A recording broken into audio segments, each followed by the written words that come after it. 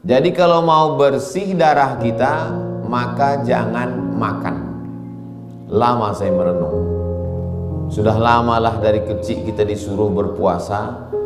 Sudah umur sekian puluh tahun baru tahu rupanya di antara hikmah puasa itu adalah membersihkan darah. Marhab marhab ya hilal, ahlan ahlan kaifal hal. Marhab marhab ya hilal, ahlan ahlan kaifal hal. قد غبت وإليك استغنى وانتهى بعدك صار وصال. Saya ikut tes CPNS 2008. Syarat memenuhi dari CPNS ke PNS itu mengurus surat-surat, salah satunya medical check up ke Rumah Sakit Arifin Ahmad. Itulah pertama dan terakhir saya periksa ke rumah sakit. Sejak itu tak pernah. Itu pun karena wajib.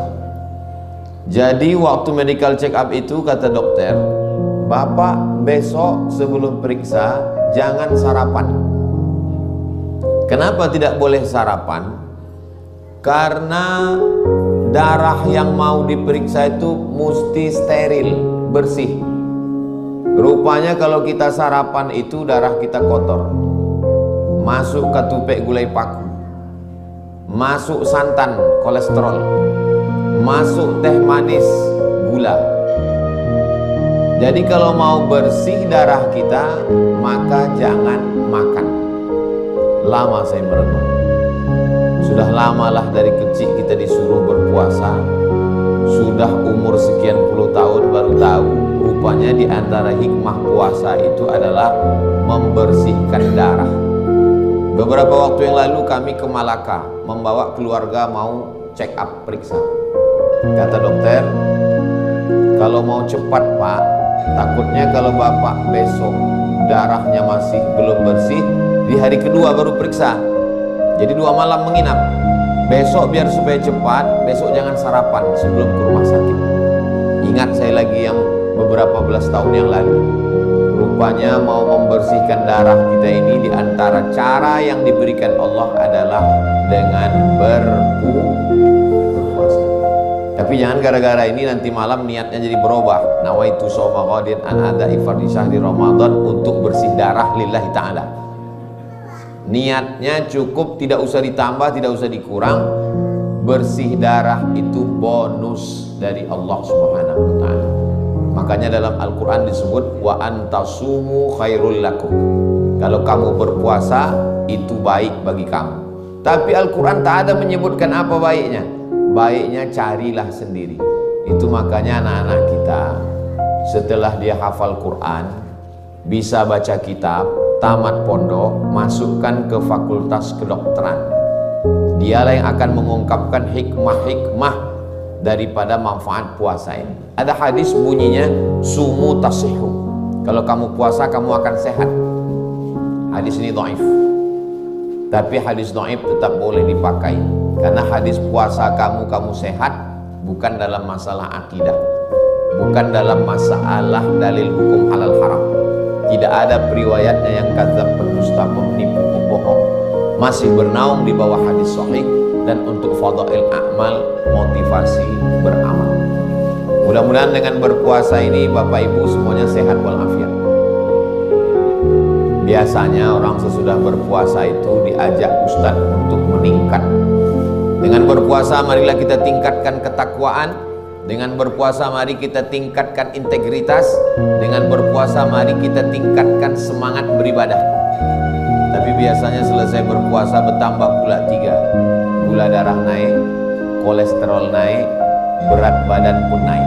Salah satu buktinya ini kue kotak sudah mulai datang. Bapak Ibu yang dimuliakan Allah Subhanahu wa ta'ala. Saya bertamu ke rumah jamaah. Sampai di rumahnya saya dikasih selebaran kertas. Ustadz Somad colong baca-baca ini, kata dia. Saya bacalah di kertas. Kertas ini dari Amerika. Tulisannya kata dia namanya fasting terapi. Fasting artinya menahan makan. terapi, ada terapi namanya menahan makan.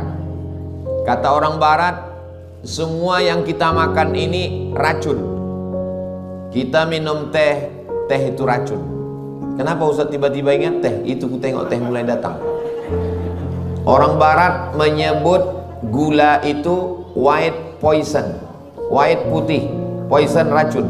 White poison racun putih. Tapi jangan gara-gara ini segan pula Pak anggota dewan sama Pak ketua minum teh, tetaplah minum. Saya ada lebih besar pula racun saya lagi nih. Lalu kemudian kita makan rendang, gulai, itu juga racun. Mana racunnya? Kelapa. Saya dulu kuliah di UKM, Universiti Kebangsaan Malaysia. Masuklah dosen saya ke dalam. Kata dosen saya, andailah saya jadi raja, maka yang pertama saya lakukan adalah memotong seluruh pokok kelapa yang ada di Malaysia.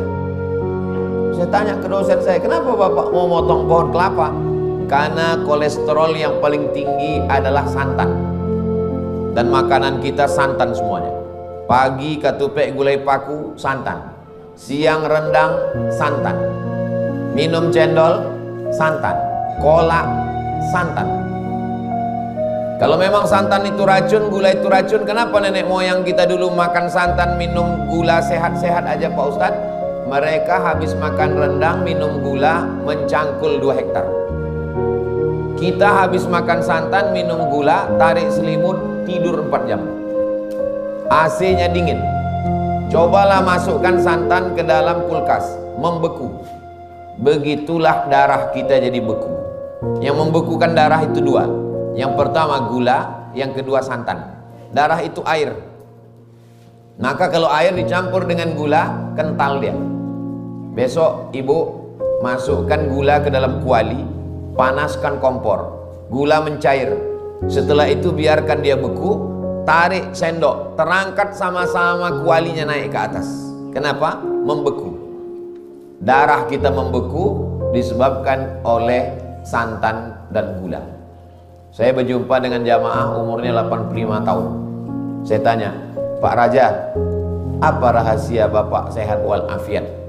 Kata dia, Pak Ustadz, yang saya makan sayur bening, yang saya makan panggang, saya tak pakai goreng, karena minyak itu bahaya untuk darah. Sehat itu pilihan, mati itu takdir. Nah, jadi jangan pula gara-gara ini lalu ibu tidak minum teh, tidak makan gulai santan, tidak makan kolesterol, lalu kemudian setelah itu mati, saya yang disalahkan.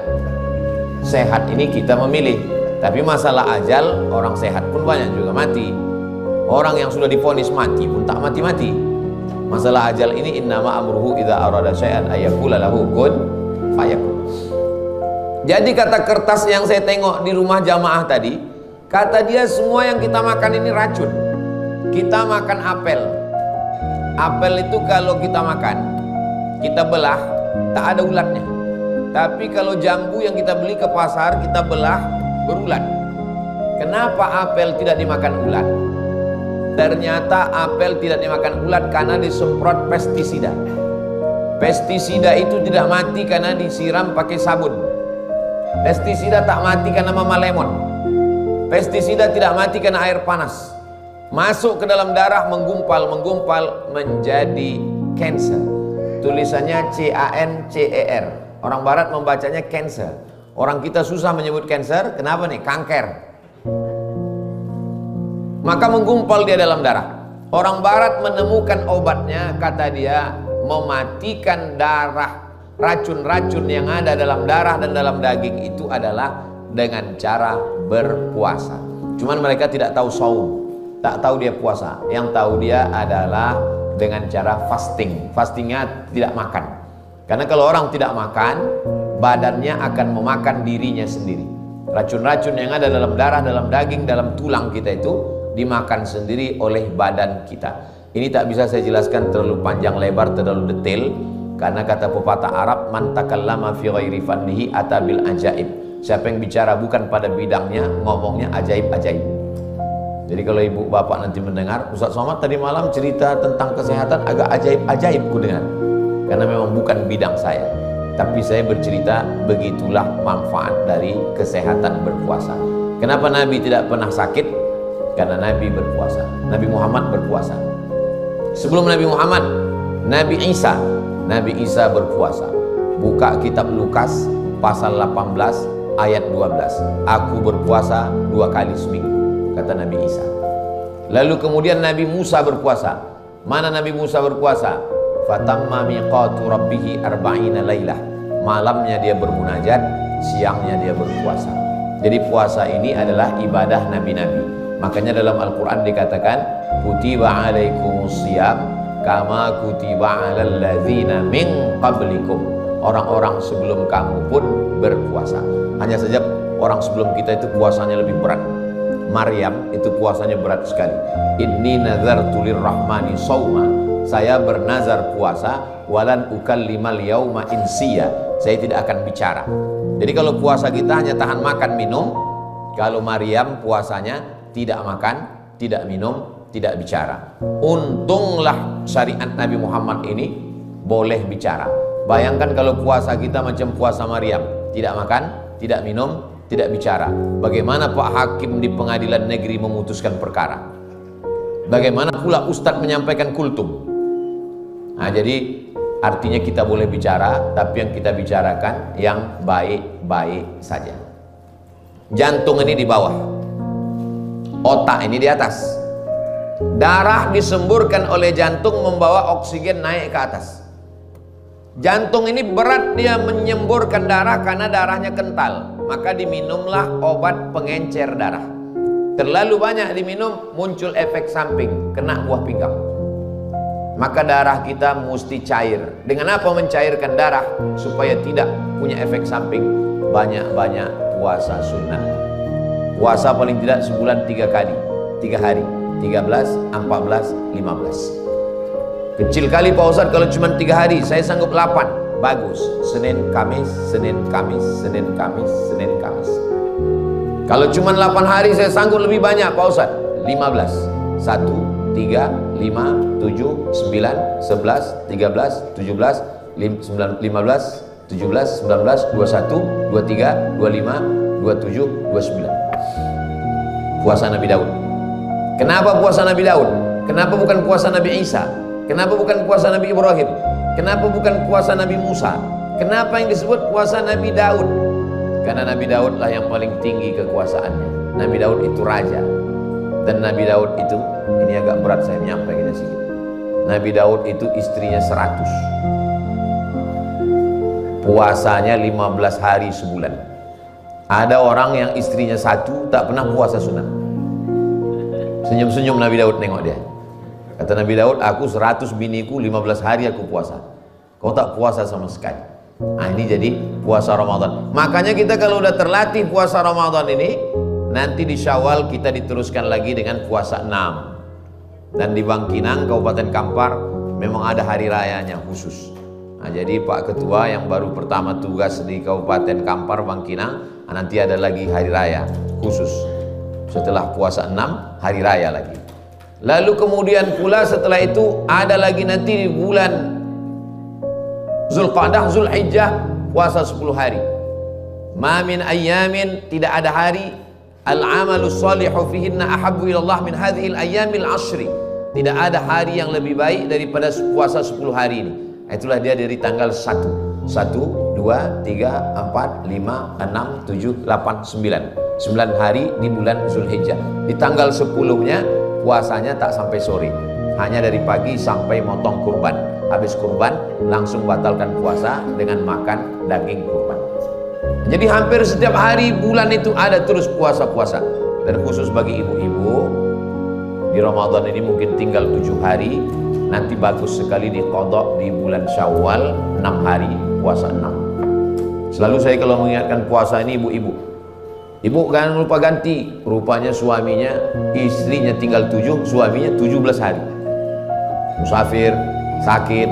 Faman kana minkum maridan, siapa yang sakit, au ala safarin musafir, fa'iddatun min ayamin ukhar, ganti di hari-hari yang lain.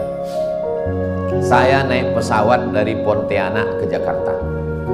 Sampai di pesawat datang pramugari mengasih makanan, kue, air. Saya ambil airnya, saya ambil kuenya, saya minum. Kawan yang duduk di sebelah saya ini tidak makan kue, tak minum air putih. Lalu saya tanya, "Bapak kenapa tak minum?" Kata dia, "Saya puasa. Tapi saya tak Islam Pak Ustaz. Tapi puasa saya tidak tinggal puasa Senin Kamis." Lama saya termenung. Aku yang selalu ceramah, aku pula makan kue ini. Dia tak Islam, tapi dia puasa. Orang yang tidak Islam, kalau dia puasa, pahalanya tak dapat. Karena dalam Islam syarat untuk dapat pahala itu mesti sebutkan password. Asyhadu an la ilaha illallah wa asyhadu anna Muhammadur Rasulullah. Tapi sehatnya dapat.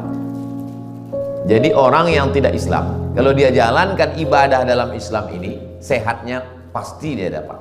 Adapun masalah akhiratnya itu syarat dan ketentuan berlaku. Artinya apa?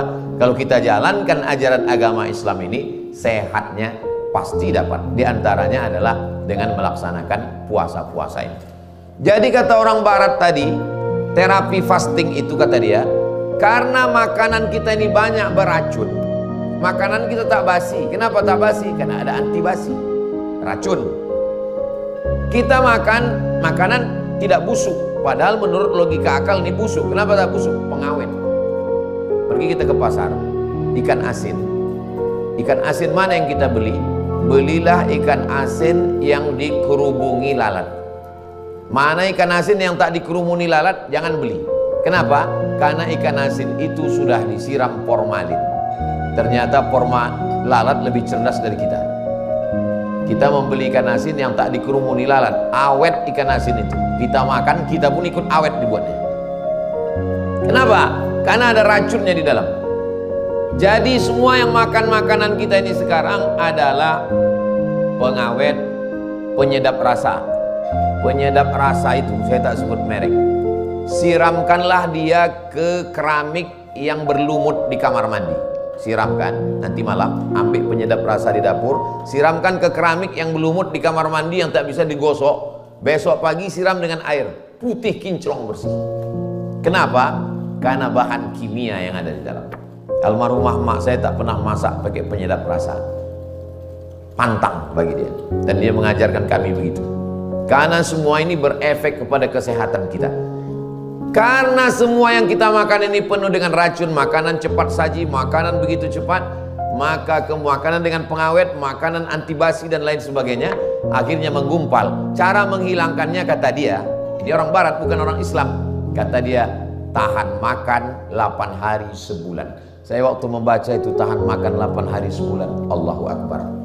Nabi kami sudah mengajarkan 8 hari sebulan, Senin, Kamis, Senin, Kamis, Senin, Kamis, Senin, Kamis.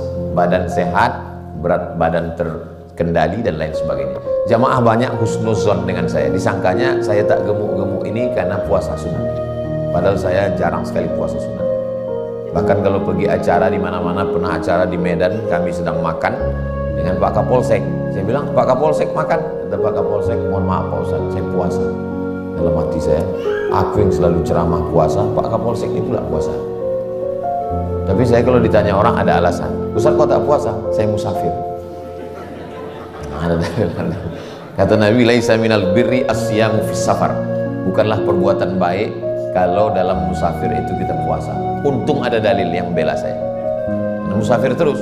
Saya setiap hari Jumat, Sabtu, Ahad, Senin itu musafir. Jumat ini nanti saya akan musafir ke Jambi. Jumat, Sabtu, Ahad, Senin. Saya di rumah 3 hari. Selasa, Rabu, Kamis itu di rumah. Ini sebetulnya malam ini di jadwal saya di rumah ini. Tapi karena diundang sama Pak Pengadilan, tak bisa tak datang. Takut kita disidangnya nanti di pengadilan. Bapak Ibu yang dimuliakan Allah Subhanahu wa taala. Jadi, semua yang diturunkan Allah ajaran agamanya ini adalah untuk kebaikan kita. Cuman tidak disebutkannya dalam Al-Quran. Dikasihnya kita akal untuk memikirkan itu, kita pun ketemulah apa rahasia-rahasia di balik syariat agama Allah ini. Maka itulah perlunya ada di antara anak kita yang jadi pakar gizi, pakar biologi, pakar ilmu bumi geologi, pakar ilmu langit astronomi. Supaya apa? dialah yang mengungkapkan mukjizat-mukjizat keutamaan kehebatan Al-Quran dan Sunnah. Maka menurut saya anak-anak kita ini sekolah agamanya hanya cukup tingkat atas saja. TK Quran, SD Quran, SMP Quran, SMA Quran, boarding school, pondok pesantren, full day. Nanti masalah kuliahnya terserah dia mau kuliah apa. Dia mau jadi polisi, dia mau jadi tentara, dia mau jadi hakim, dia mau jadi pengacara, dia mau jadi dokter, dia mau jadi spesialis, silakan. Yang penting dia sudah punya bekal, hafal Quran, bisa baca kitab kuning, mengerti akidah Ahlus Sunnah wal Jamaah, rukun iman, rukun Islam, maka insya Allah agama ini dia tidak terlalu banyak membahas tentang khilafiyah, tapi lebih pada hikmah-hikmah yang ada dalam ajaran agama Islam. Kalau kita kembali kepada ajaran agama Islam, maka insya Allah sholat. Tadi berapa kali kita ruku, berapa kali kita sujud. Qabliyah Isya sujud 4 kali, rakaat pertama 2 kali, rakaat kedua 2 kali. Sholat Isya 4 kali 2 8 kali.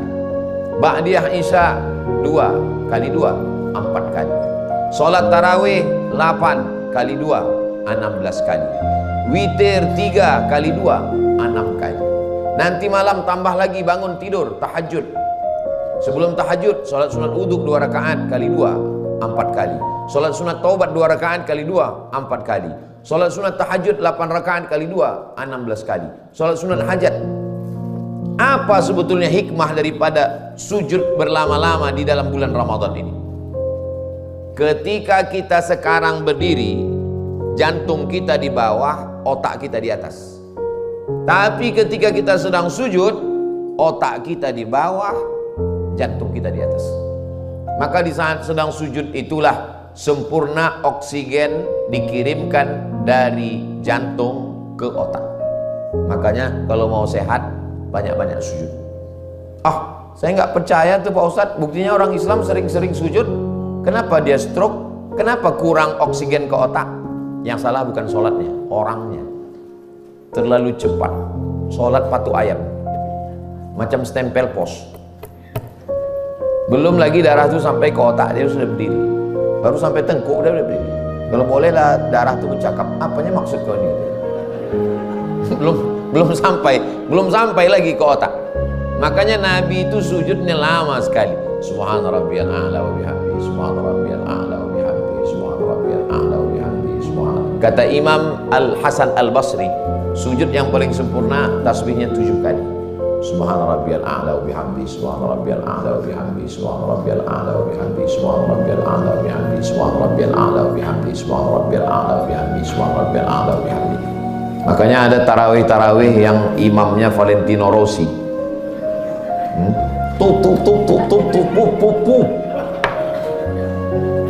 Nabi menyuruh orang ulang solat. Apa kata Nabi? Irji ila salatika fa innaka lam tusalli. Ulangi solatmu, solatmu tidak sah.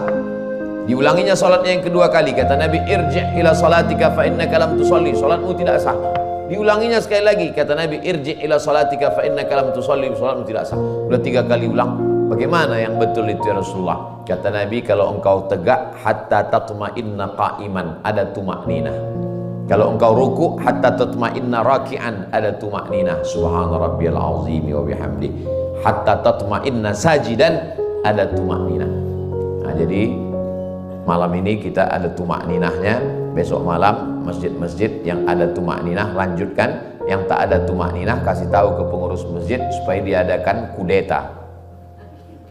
Dicari imam yang ada tumakninah, karena sholat itu penuh dengan rahasia. Di antara rahasianya adalah kesehatan. Tapi sholatnya tetap niatnya lillahi ta'ala. Jangan pula gara-gara ini sholatnya supaya sehat. Sehat itu bonus dari Allah subhanahu wa ta'ala. Dengan memperlama sujud itu, maka pikiran kita tenang, karena sempurna oksigen dari jantung naik ke otak. Jantung kita ringan kerjanya. Orang mati mendadak biasanya karena serangan 2, serangan jantung sama serangan Israel. Serangan jantung. Belum pernah lagi kita bertanya sama jamaah, perasaan tahun lalu saya tarawih di masjid ini ada bapak fulan, udah meninggal Pak Ustaz, mendadak. Kenapa dia mati mendadak? Kena kurap. Tak ada. Orang mendadak karena serangan jantung.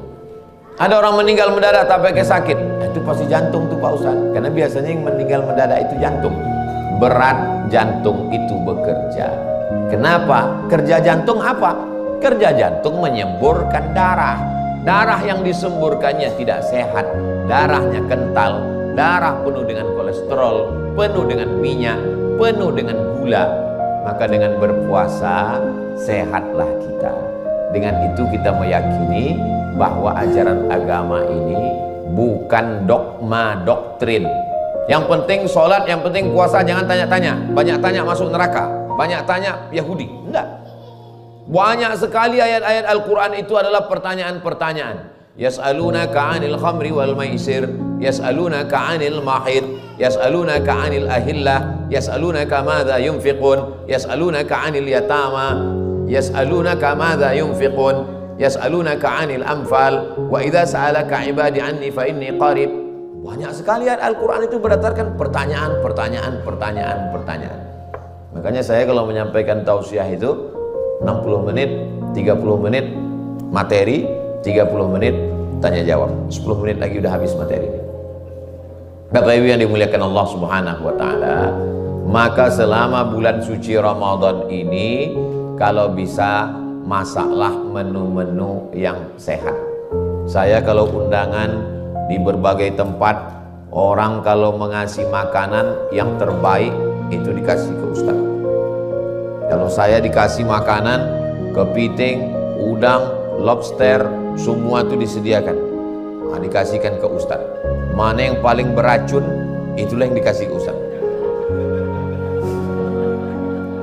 Undanganlah saya ke tepi laut di Singkil, Aceh. Diletakkan orang itulah kepiting sebesar piring, udang, lobster. Di situ ada ketua DPRD, bupati, dan dim Kapolres. Satu pun tak ada yang mau makan kepiting itu. Saya bilang, kenapa tak kalian makan? Kolesterol Pak Ustaz. Saya bilang, saya ajarkan doanya. Kalau bapak makan, insya Allah Bismillahilladzi la yadurru ma'asmihi syai'un fil ardi wala fis sama. Kusebut nama Allah. Kalau sudah kusebut nama Allah, tidak ada yang bisa memudaratkan baik di bumi maupun di langit. Terus kalau kami habis makan ini Pak Ustaz, jamin tidak naik? Itu tak tanggung jawab saya semua. Banyak orang ini bercakap tak betul. Kata dia, kambing mengandung kolesterol. Itu kalimat tidak betul. Mana pula ada kambing mengandung kolesterol? Kambing mengandung anak kambing, mengandung kolesterol. Apa betul kambing itu membuat darah tinggi? Kata dokter, ternyata tidak. Saya ini banyak kawan saya dokter. Saya ceramah di IDI, Ikatan Dokter Indonesia. Apa betul Pak Dokter kambing itu membuat darah tinggi? Kata dia, tidak Pak Ustaz. Makanya Nabi makan kambing. Tak ada hadis menyebut Nabi meninggal karena darah tinggi, tak ada. Lalu apa yang membuat darah tinggi itu? Bukan dagingnya Pak Ustadz, kecapnya sama garamnya. Justru yang membuat darah tinggi itu air putih. Cobalah orang pergi ke rumah makan, lambat air putih itu datang. Mana air putihnya? Gitu, naik darah tinggi. Jadi sebetulnya yang menjadi racun itu adalah pola makan kita. Makanya Nabi mengajarkan kita disuruhnya kulu, makanlah, washrabu, minumlah, tapi ada remnya di ujung, wala tusrifu, jangan berlebih-lebihan. Semua yang berlebih itu tak baik. Kul, makanlah, washrab, minumlah, walbas, berpakaianlah, watasaddaq, bersedekahlah, min ghairi sarafin wala makhilatin, jangan berlebih-lebihan dan jangan untuk sombong. Ada orang makan sekarang untuk sombong? Ada. Orang sekarang ada makan untuk sombong. Pergi ke tempat rumah makan yang mahal, satu porsi 2 juta dan tidak dimakan, hanya untuk ditengok dan untuk foto aja. Habis itu foto posting, tengok berapa yang like. Ini makan hanya untuk sombong. Dalam Islam kita diajarkan makan secukupnya. Jam 2 siang pergilah ke jembatan Sungai Kampar di Bangkinang arah ke Bangkinang seberang. Tegaklah dia itu, tegaklah di atas jembatan itu menengok air ke bawah. Itu menengok teh tarik itu di bawah. Kalau di siang Ramadan melihat mobil warna merah pun macam semangka. Ibu hati-hati, jangan pakai jilbab merah. Di siang hari semua air danau mau kita minum, semua mau kita makan. Tapi begitu berkumandang azan maghrib, Allahu Akbar, Allahu Akbar. Kalau bapak mendengar azan, tanya dulu istri, yakinkan itu azan maghrib. Karena di bulan Ramadan ini semua azan itu bunyi azan maghrib. Ketika azan maghrib berkumandang, masuk 2-3 teguk air, masuk ke rumah 135, mana hawa nafsu siang tadi hilang. Makanya banyak sekali kalau istilah almarhumah emak saya, lapamato. Lapamato itu maksudnya mata aja yang lapar. Jam 6 sore itu semua mau kita beli, itu lapamato namanya itu. Begitu sudah masuk 2-3 teguk, hilanglah lapar itu. Bulan puasa ini kita sedang diajarkan hakikat hawa nafsu. Hawa nafsu itu tidak bisa didefinisikan. Hawa nafsu itu langsung dirasakan. Apa ada manusia ini yang tak ada hawa nafsunya Pak Ustaz? Tak ada. Nabi pun ada hawa nafsunya. Dan Islam bukan menyuruh kita menghilangkan hawa nafsu. Islam membuat kita menempatkan hawa nafsu pada tempatnya. Maka silakanlah makan. Sampai kapan nafsu ini hilang?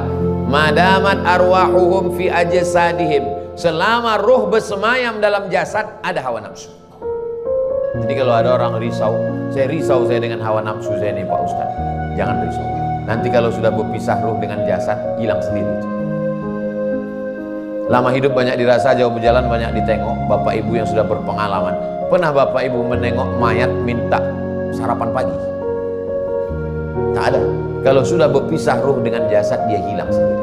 Maka selama hayat di kandung badan, selama ruh berada dalam jasad ini, kita disuruh mengendalikan hawa nafsu dengan puasa. Dari mulai terbit fajar sampai tenggelam matahari. Terbit fajar itulah dia azan subuh, tenggelam matahari itulah dia azan maghrib. Dan kita puasanya tidak terlalu lama. Kita puasa hanya sekitar, kalau Pekanbaru sahurnya azan subuh jam 5.10, maka berbukanya jam 6.30, berarti kita berpuasa hanya sekitar 13 jam setengah. Hanya 13 jam. Tapi di Eropa, di Jerman, ada yang berpuasa sampai 18 jam. Di Mesir kalau udah musim panas 16 jam. Alhamdulillah, takdir saya 98 di Mesir pas musim dingin, jadi tak terlalu lama.